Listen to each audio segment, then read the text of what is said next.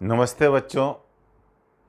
हम विज्ञान का पहला पाठ रासायनिक अभिक्रियाएं एवं समीकरण पढ़ रहे थे और इस पाठ के अंतर्गत हम विभिन्न प्रकार की जो रासायनिक अभिक्रियाएं होती थीं उनके बारे में पढ़ रहे थे।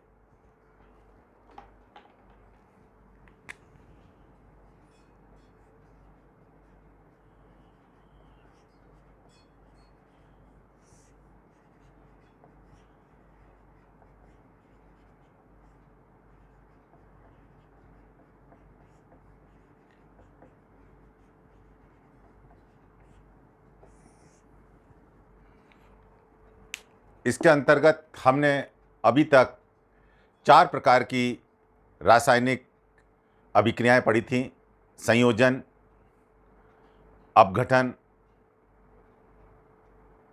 विस्थापन और द्विविस्थापन।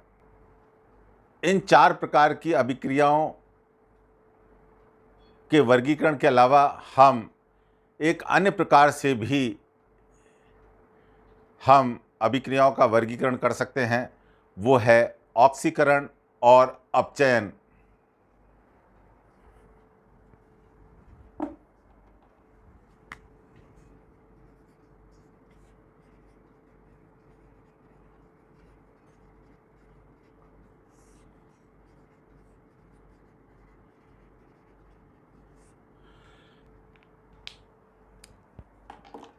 प्रारंभ में ऑक्सीकरण की अभिक्रिया देखी जाती थी जब किसी पदार्थ का दहन होता था, यानी उसको जलाया जाता था। और आप जानते हैं कि किसी भी पदार्थ को जब जलाते हैं तो उसमें ऑक्सीजन जुड़ती है। उसी आधार पर इस अभिक्रिया का नाम ऑक्सीकरण आया है। ये प्रारंभिक स्थिति है कि जिनमें ऑक्सीजन जुड़ती है उसको ऑक्सीकरण कहते हैं, जिसमें ऑक्सीजन बाहर निकलती है उसको अपचयन कहते हैं। फिर हमने हाइड्रोजन के आधार पर परिभाषा दी और इस प्रकार आगे चलकर ऑक्सीजन और हाइड्रोजन के अलावा अन्य प्रकार उनका भी हमने इस प्रकार से वर्गीकरण किया। तो आइए ऑक्सीकरण और अपचयन को हम विस्तार से समझते हैं। तो सबसे पहले हम ऑक्सीकरण की बात करेंगे। ऑक्सीकरण क्या होता है? अभिक्रियाओं में ऑक्सीजन का योग का मतलब जुड़ना होता है, वो अभिक्रियाएं ऑक्सीकरण कहलाती हैं। जैसे हमने एक अभिक्रिया देखी थी, मैग्नीशियम को जब हमने जलाया था तो मैग्नीशियम का ऑक्साइड बना था। तो यहाँ पर मैग्नीशियम का ऑक्सीकरण हुआ है क्योंकि मैग्नीशियम में ऑक्सीजन जुड़ी है। दूसरा, हाइड्रोजन का बाहर निकलना, हाइड्रोजन का वियोजन, ये संयोजन हो गया। यहाँ पर अपन एक शब्द और लिख सकते हैं, या संयोजन। संयोजन का मतलब जोड़ना होता है और वियोजन का मतलब टूटना या बाहर निकलना।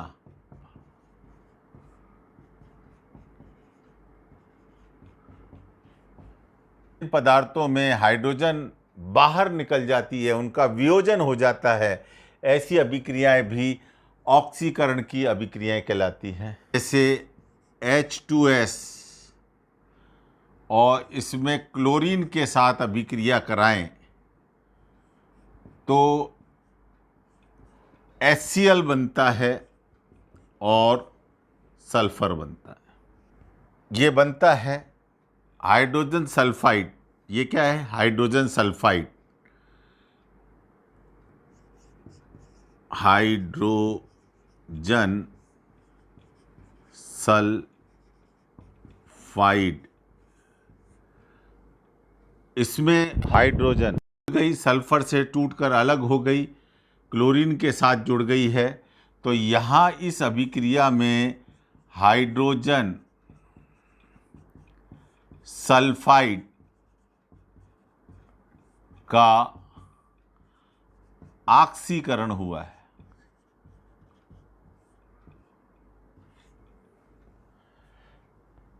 ऑक्सीजन का योग या ऑक्सीजन का संयोजन, हाइड्रोजन का वियोजन, इस तरह से हम इनको देखेंगे।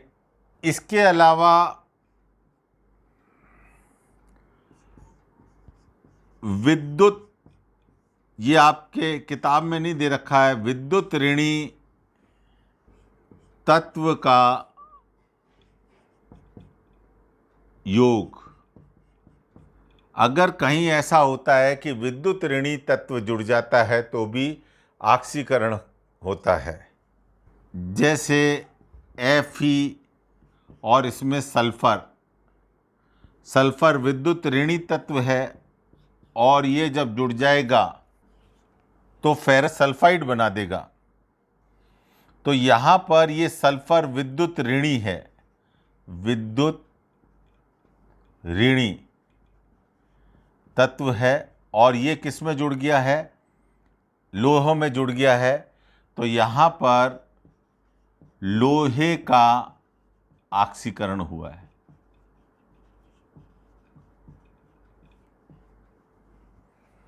इसी प्रकार विद्युत धनी तत्व का बाहर निकलना, विद्युत धनी तत्व का वियोजन या बाहर निकलना, ये भी ऑक्सीकरण कहलाता है।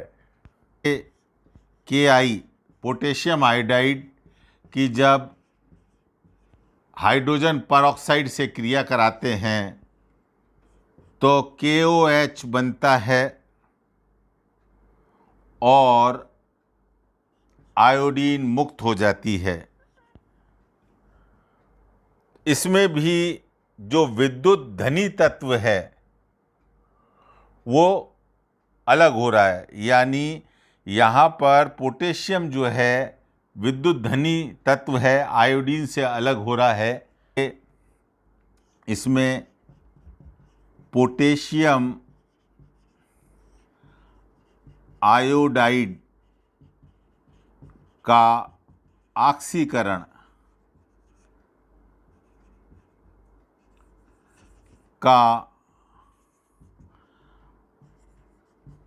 ऑक्सीकरण हो रहा है।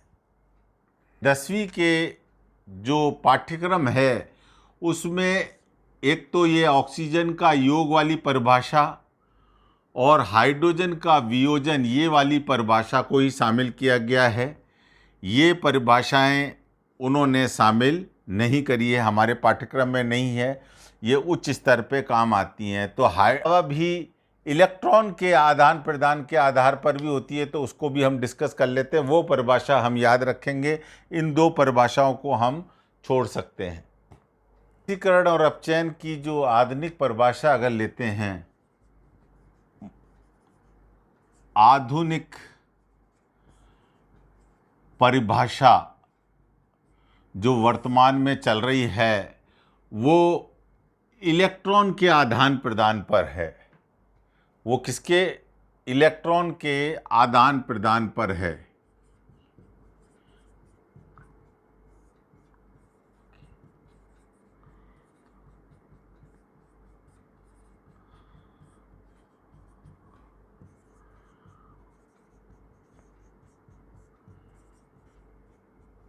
भाषा को समझ लेंगे तो कई प्रश्न हमारे हल हो जाएंगे।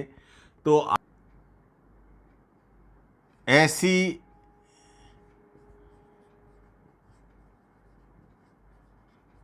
अभिक्रिया जिनमें कोई तत्व परमाणु आयन या अणु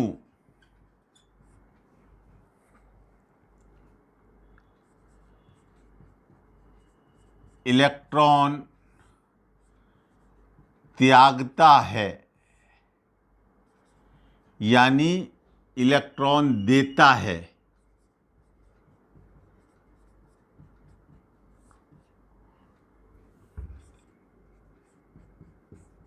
या जिसमें इलेक्ट्रॉन बाहर निकलता है, उसे ऑक्सीकरण कहते हैं।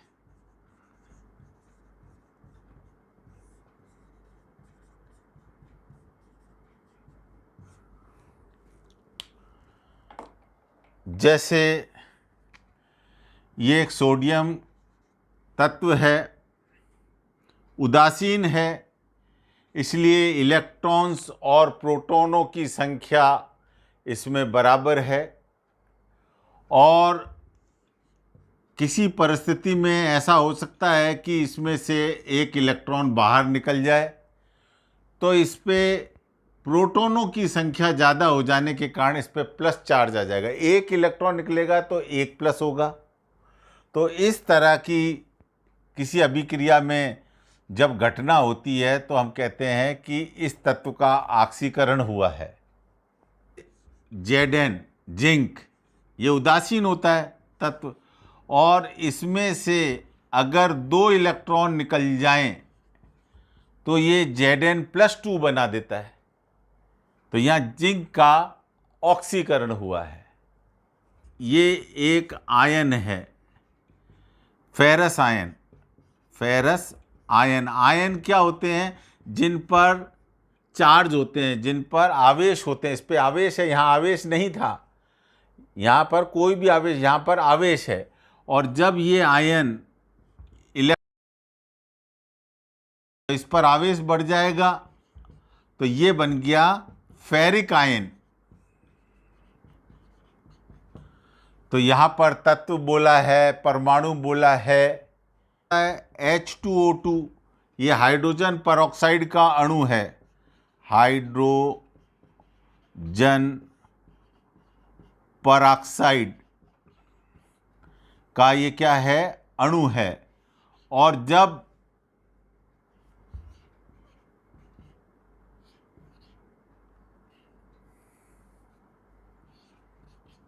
ये इलेक्ट्रॉन त्याग देगा तो इस तरह की घटना होगी।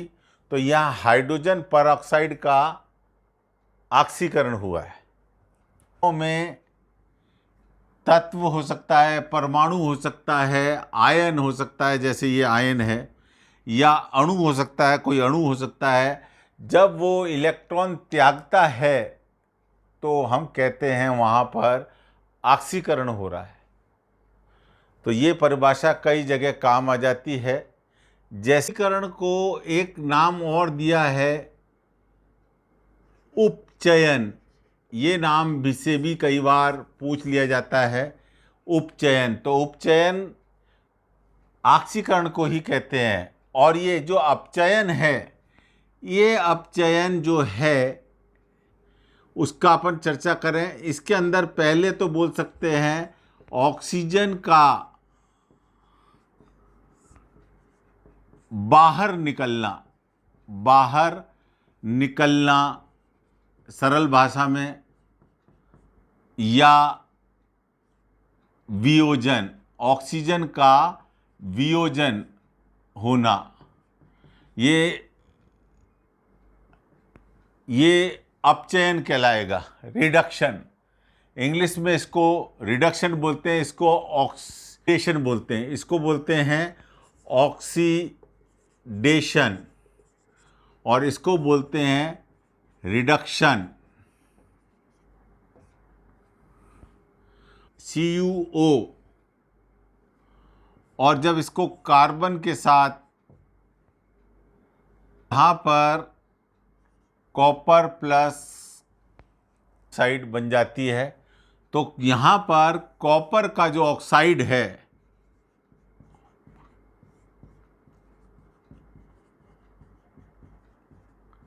का अपचयन हुआ है, अपचयन हुआ है।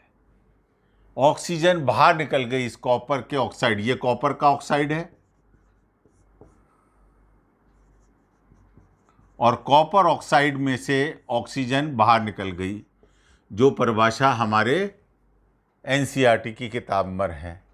इसी तरह से हाइड्रोजन का योग, हाइड्रोजन का योग यानी हाइड्रोजन का संयोजन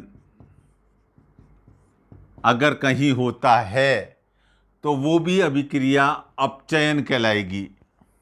Cl2 प्लस H2 और यहाँ पर बन गया HCl हुआ है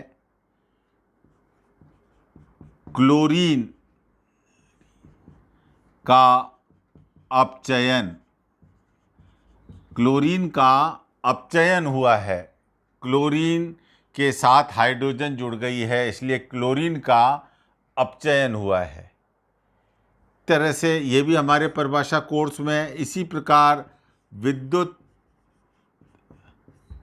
ऋणी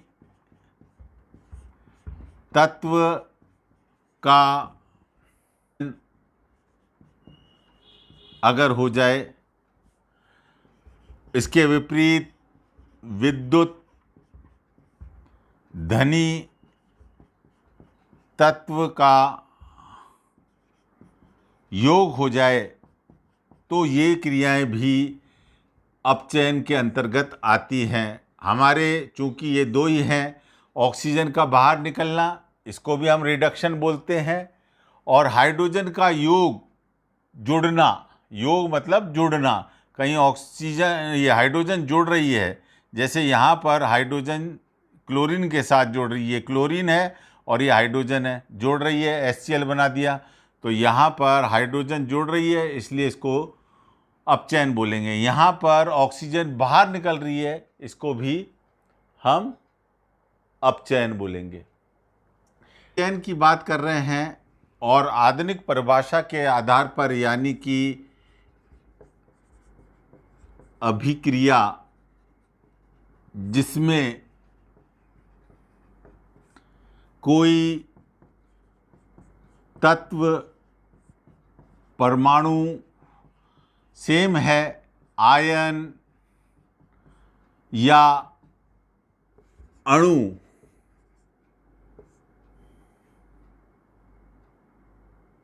इलेक्ट्रॉन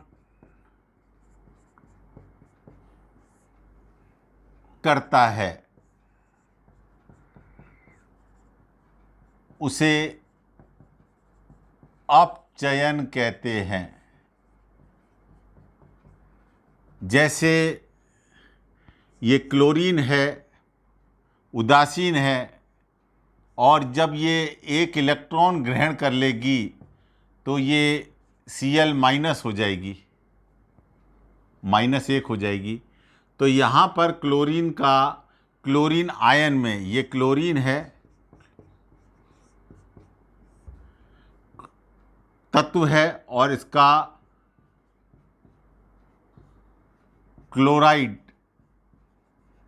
आयन में अपचयन हो गया है। ये कॉपर आयन है, और जब ये 2 इलेक्ट्रॉन ग्रहण कर लेगा तो ये उदासीन कॉपर में बदल जाएगा। ये कॉपर आयन है, इसमें 2 इलेक्ट्रॉन की कमी है, इसीलिए इस पे +2 आ रहा है, और जब ये 2 इलेक्ट्रॉन यहाँ ग्रहण कर लेगा तो इलेक्ट्रॉन और प्रोटॉनों की संख्या बराबर हो जाएगी और ये बन जाएगा उदासीन परमाणु, किसका? कॉपर का। तो यहाँ पर कॉपर आयन जो है, कॉपर में उसका क्या हो रहा है? अपचयन हो रहा है। हम H2O2 ये हमने पहले भी लिया है, ये हाइड्रोजन परऑक्साइड है,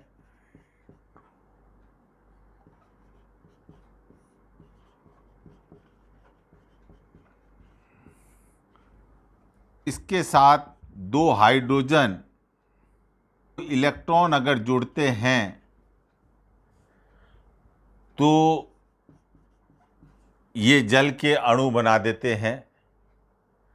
तो यहाँ पर भी जो ये हाइड्रोजन आयन है, हाइड्रोजन परऑक्साइड के साथ मिलकर इलेक्ट्रॉन ग्रहण कर रहा है और जल बना रहा है, उदासीन जल बना रहा है। इसलिए यहाँ पर भी इस आयन का अपचयन हो गया है। पदार्थ में ऑक्सीजन का जुड़ना या हाइड्रोजन का बाहर निकलना, और ऑक्सीकरण को अपचयन भी बोलते हैं। और अपचयन ऑक्सीजन का बाहर निकलना और हाइड्रोजन का जुड़ना। तो कोई भी रासायनिक अभिक्रिया में ये दोनों ऑक्सीकरण और अपचयन साथ साथ चलते हैं। आती हैं ऑक्सीकारक या चायक।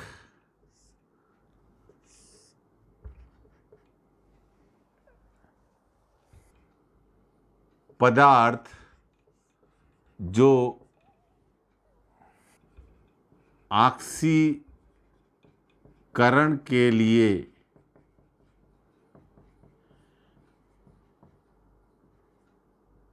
ऑक्सीजन देता है उसे ऑक्सीकारक या उपचायक कहते हैं। ऐसा पदार्थ अपचित होता है। ऐसा पदार्थ क्या होगा? ऐसा पदार्थ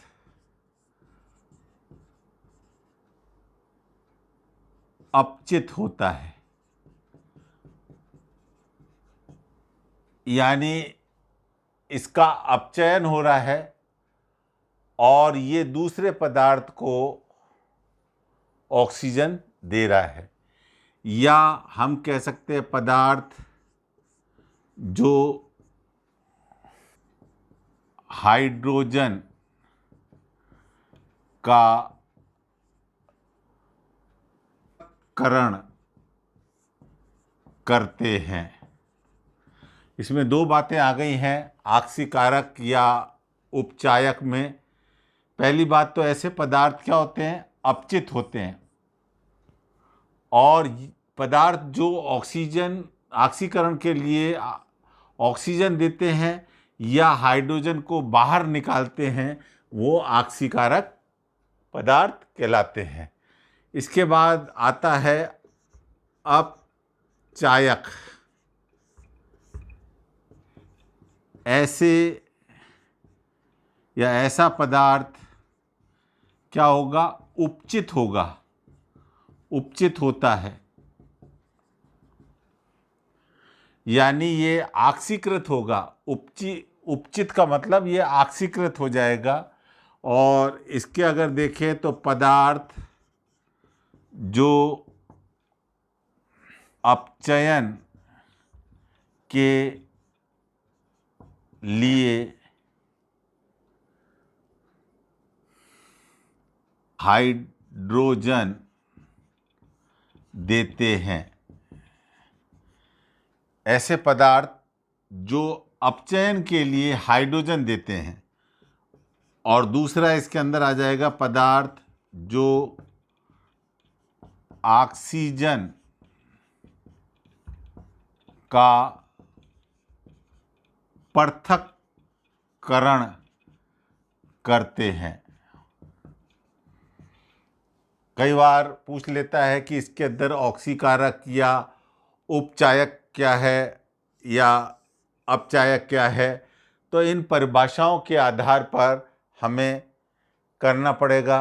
जो अपचित होंगे यानी जिनका अपचयन होगा उन्हें उपचित कहते हैं, ऑक्सीकारक या अपचायक कहलाते हैं।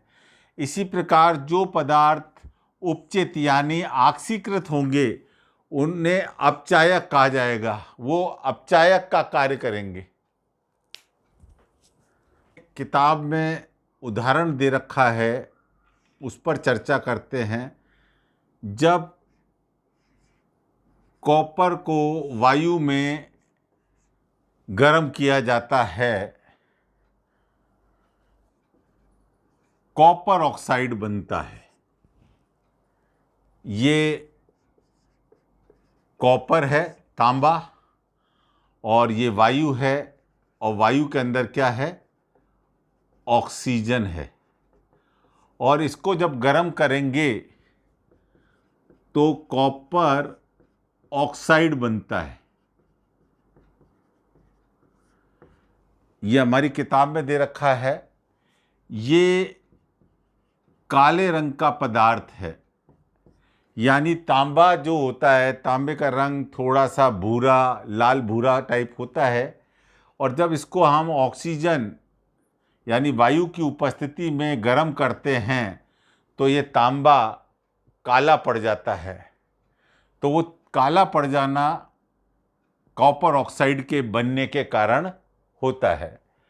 अब यहाँ पर देखें तो यहाँ पर कॉपर के साथ ऑक्सीजन जुड़ रही है, कॉपर के साथ ऑक्सीजन जुड़ रही है, इसलिए कॉपर का क्या हो गया है? ऑक्सीकरण हो गया है। आप देखेंगे कॉपर का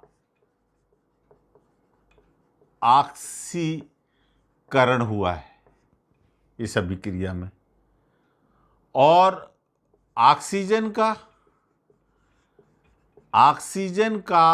अपचयन हुआ है।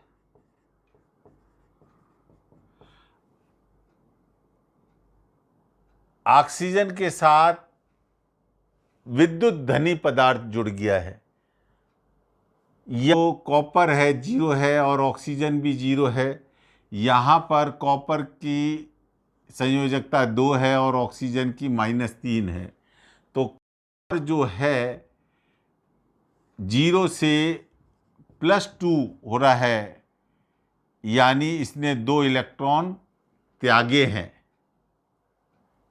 हैं, इसलिए कॉपर का ऑक्सीकरण हुआ है। अलग अलग तरह से ऑक्सीकरण हुआ है। इसी तरह से ऑक्सीजन का देखें, O2, ये O0 से ये इसने 2 इलेक्ट्रॉन जो कॉपर ने त्यागे हैं इसने ग्रहण किए हैं और ये ऑक्साइड में बदल गई है। तो यहाँ पर इसने ये इलेक्ट्रॉन क्या करें? ग्रहण किए हैं। कॉपर ने इलेक्ट्रॉन त्यागे हैं, इसलिए कॉपर का ऑक्सीकरण हुआ है।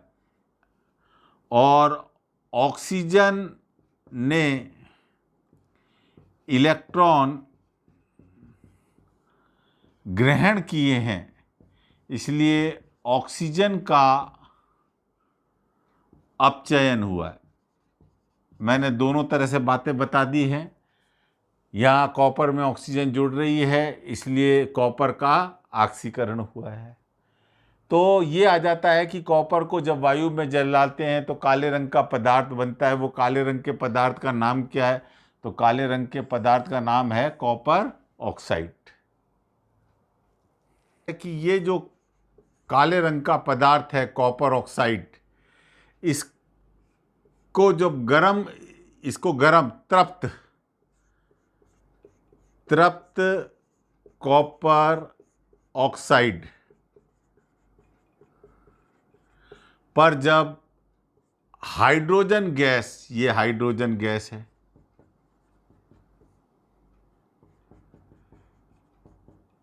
प्रभावित करते हैं, उस पदार्थ के ऊपर भेजते हैं, तो क्या होता है? कॉपर अलग हो जाता है और जल बन जाता है। ये कॉपर है, यानी वापस भूरा लाल कलर आ जाएगा और जल बन जाएगा। अब इस अभिक्रिया में देखें तो इस अभिक्रिया में इसके अंदर ऑक्सीजन अलग हो रही है, तो ऑक्सीजन अलग हो रही है तो CuO का अपचयन हुआ है। मैंने बताया था जिसमें से ऑक्सीजन अलग होती है उसका अपचयन होता है, और हाइड्रोजन में ऑक्सीजन जुड़ रही है। ये देखो हाइड्रोजन है, उसमें ऑक्सीजन जुड़ के जल बन रहा है। Cu का, इसको लिखना चाहो तो ऐसे लिख सकते हैं, Cu में से ऑक्सीजन निकलकर में से ऑक्सीजन निकलकर, यानी बाहर निकल रही है, Cu बना। इसका मतलब इसका क्या हुआ? अपचयन। और हाइड्रोजन में ऑक्सीजन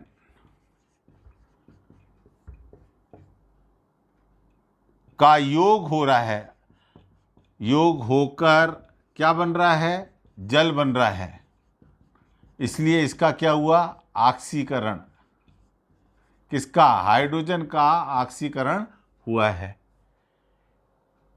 CuO यानी कॉपर ऑक्साइड का, कॉपर में क्या मैंने बताया था? अपचयन हो रहा है। देखिए यहाँ पर जो कॉपर है वो +2 है।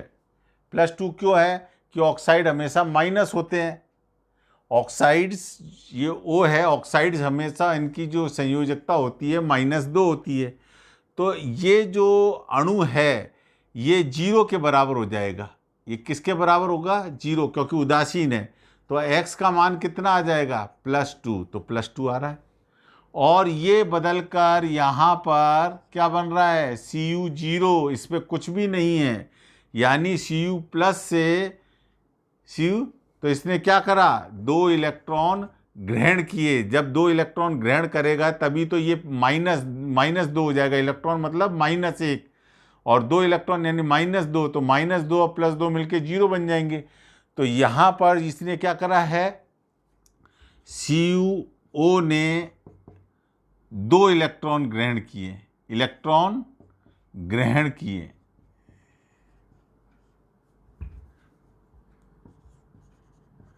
इसलिए इसका अपचयन हुआ है।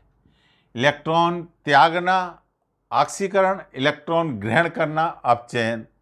अब देखिए हाइड्रोजन का देखें तो हाइड्रोजन 0 है, यहाँ पे अणु है, और इस हाइड्रोजन से यहाँ पर पहुँचते पहुँचते इस हाइड्रोजन को अगर देखें तो ऑक्साइड्स का मैंने क्या बताया? -2 होता है, और 2 अपने पास हाइड्रोजन के अणु हैं, तो ये 2x बराबर 2, तो x बराबर क्या आ गया? +1। तो यानी ये किस में बदल गया? +1 में बदल गया। 0 से +1 में बदल गया, यानी इसमें से इलेक्ट्रॉन निकला है। तो हाइड्रोजन ने इलेक्ट्रॉन त्यागा है, इसलिए इसका क्या हुआ है? ऑक्सीकरण हुआ है। तो ये इस तरह से भी समझ सकते हैं। हाइड्रोजन सल्फाइड, और जब इसकी क्लोरीन के साथ अभिक्रिया कराते हैं तो हाइड्रोक्लोराइड बनता है और सल्फर अलग हो जाती है। इसके अंदर से सल्फर में से हाइड्रोजन बाहर निकल रही है। देखिए सल्फर में से हाइड्रोजन बाहर निकल रही है। हाइड्रोजन का बाहर निकलना किस में से? H2S में से, हाइड्रोजन सल्फाइड में से। तो H2S का क्या हो गया? जब बाहर निकल रही है तो इसका ऑक्सीकरण हुआ है।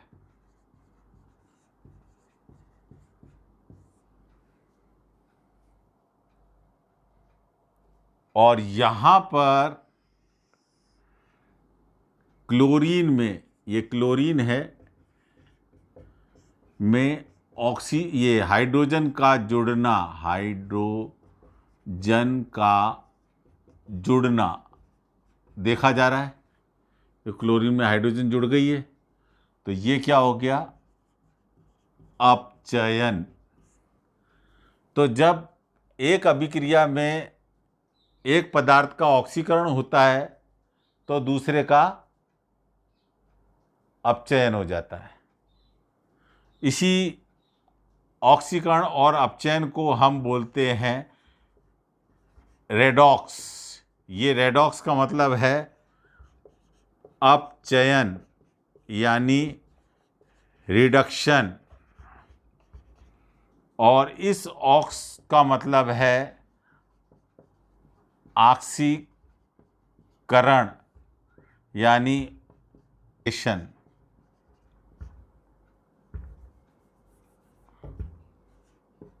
ऑक्सीडेशन। और यही अभिक्रिया को अगर अपन समझना चाहें, और -2 से सल्फर 0 हो गई, इसका मतलब इसने 2 इलेक्ट्रॉन त्याग दिए। सल्फर ने 2 इलेक्ट्रॉन त्याग दिए। सल्फर सल्फाइड का मैंने बताया -2 होती है, तो इससे क्या बनी, सल्फर एलिमेंट बन गया। 2 इलेक्ट्रॉन इसने क्या कर दिए, सल्फाइड ने 2 इलेक्ट्रॉन त्यागे, और 2 इलेक्ट्रॉन त्यागे इसलिए इसका क्या हुआ, ऑक्सीकरण हुआ। क्लोरीन यहाँ पर 0 है और यहाँ पर पहुँचकर Cl- हो गई, तो इसने क्या करा, 1 इलेक्ट्रॉन ग्रहण किया। तो क्लोरीन ने 1 इलेक्ट्रॉन ग्रहण कर क्लोराइड बना दिया, ग्रहण कर क्लोराइड आयन बना दिया, इसलिए इसका क्या हुआ, अपचयन हुआ।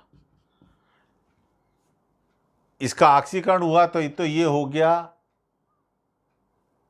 अपचायक, ये अपचायक हो गया।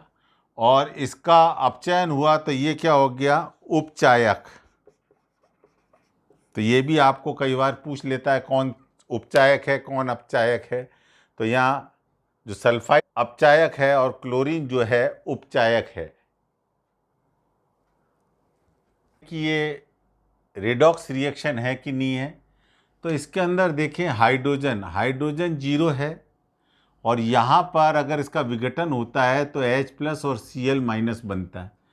तो ये हाइड्रोजन 0 से H+ बन गया, यानी इसने इलेक्ट्रॉन को त्यागा है। तो हाइड्रोजन का क्या हुआ है, यहाँ पर हाइड्रोजन का ऑक्सीकरण हुआ है, ऑक्सीकरण हुआ है।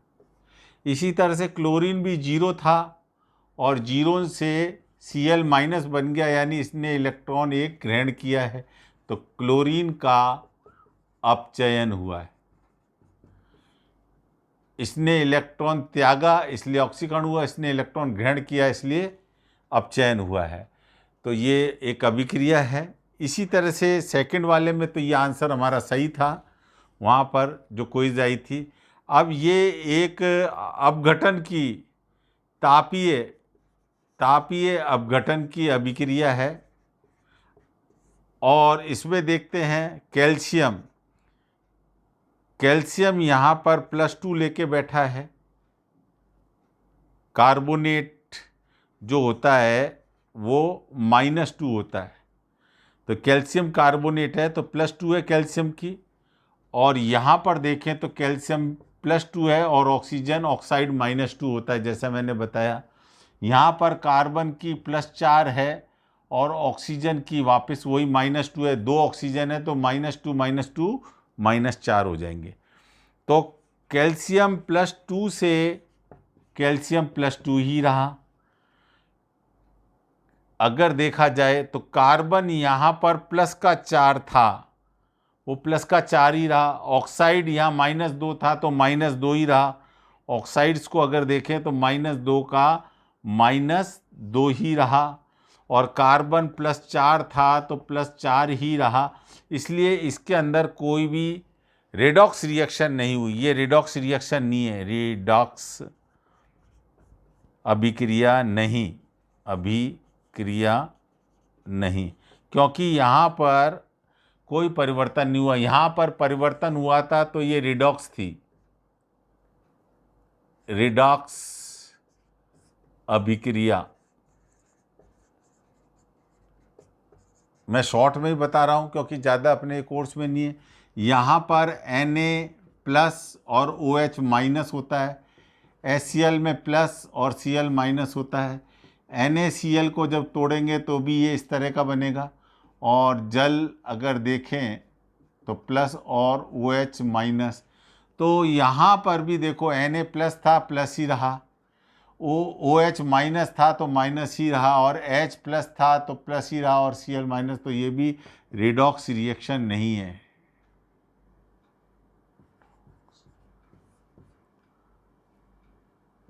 अभिक्रिया नहीं।